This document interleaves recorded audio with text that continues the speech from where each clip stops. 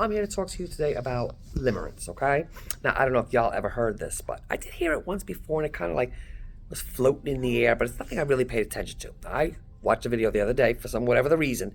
It popped up on my feed, and poof, that went right through me. I mean, I was immediately embarrassed and ashamed. I mean, that hit me like a ton of bricks. That's how I knew it resonated for me. What is limerence?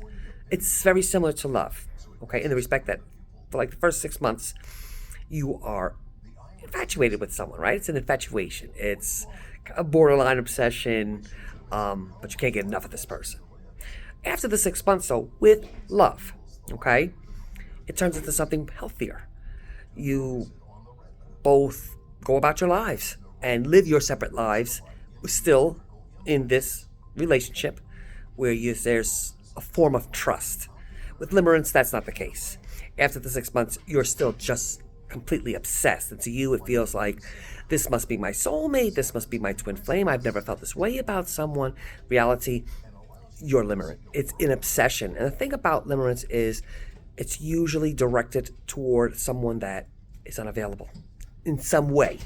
They could be with someone else, they could be of a different culture, a different religion, a different ages, something that's going to make it seem like forbidden and unavailable. And usually this comes from childhood trauma, where you were raised by parents and or whoever your caregivers were, who were emotionally unavailable to you.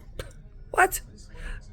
And as a child, right, you would escape. You go into this la la land of yours to survive your circumstances. But what you don't realize as an adult, you're still doing the same thing.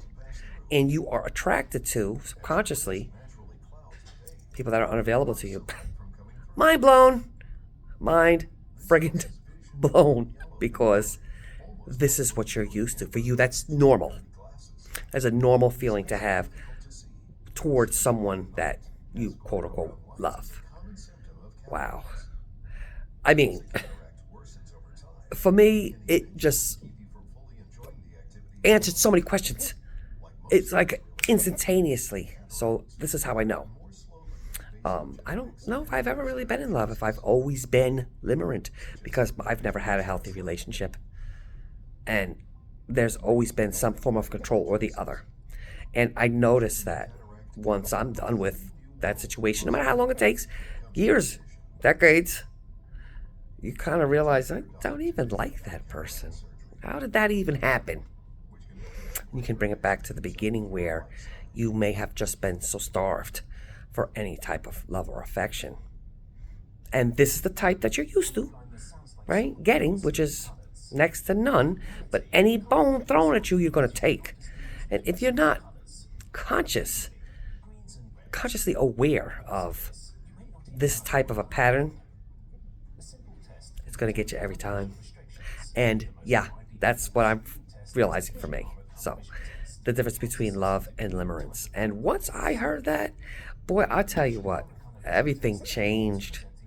Everything changed. Now, that doesn't change the fact that people that need to heal from their childhood trauma, right, or other unhealthy relationships, a lot of times they go through those things for, number one, self-esteem, right? That's a big one. Not valuing yourself. All that still does occur in limerence, okay? It's also symptomatic of limerence, where you just don't feel good enough. And mostly it's unconsciously, because who's going to stand around saying, I don't feel good enough? You know what I mean? Until they actually realize the actions they take are based solely upon the way that you feel about yourself, the way that you value yourself. And if you don't value yourself, someone else is going to see that, and they're not going to value you either. They're going to keep you in this waiting stage of limerence. Okay, so I'm going to explore this a little bit more. I just wanted to throw this out there.